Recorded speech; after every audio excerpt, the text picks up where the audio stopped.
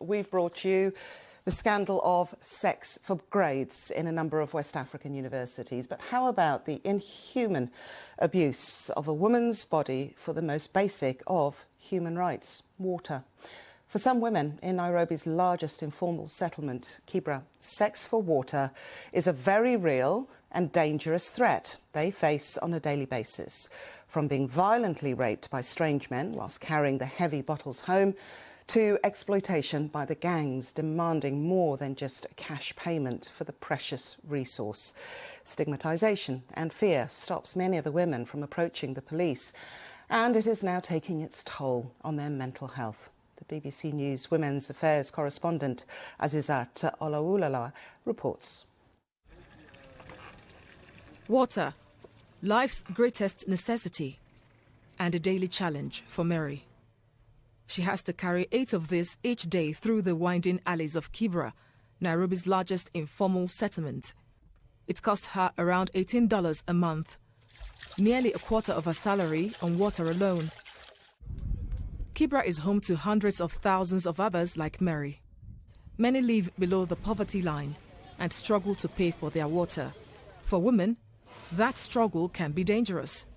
Mary was out late one night fetching water when she was attacked by a water vendor and another man. The BBC has changed Mary's name to protect her. Men, they were 2, had already teared my clothes up, so before even the women who had me screaming came, they had already done it. Stigma and fear often prevent women from reporting to the police. The Kenya police would not confirm or deny that women were facing sexual violence over water. But police spokesperson Bruno Shioso said that giving water is a critical resource within informal settlements and a responsibility area of women mostly, and given that water supply is most times a resource under power of organized gangs made up of men, then it is possible and probable that women are sexually victimized to access this resource. There is not enough water to cater for the needs of hundreds of thousands of Kibra residents on a daily basis, so that leaves open a door for some water vendors to take advantage of their customers, especially women. I used to take water on credit, and it reached a point the water vendor asked me, "How will you pay all that money?" I told him, due to the corona pandemic, I have nothing. He told me as the thing stands, I'll pay him using my body.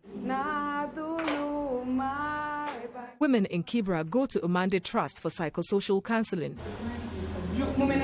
They are the only one in Kibra offering such help to victims of sexual violence over water. These sessions come in really to help alleviate some of the mental issues that victims have had to carry with them for a very long time. After her experience, Mary was unable to go to the police.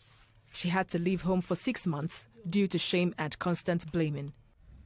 For now, the government says it is working to improve the infrastructure in informal settlements, and with continuous counseling, women like Mary are starting to speak out to help improve things for others in Kibra.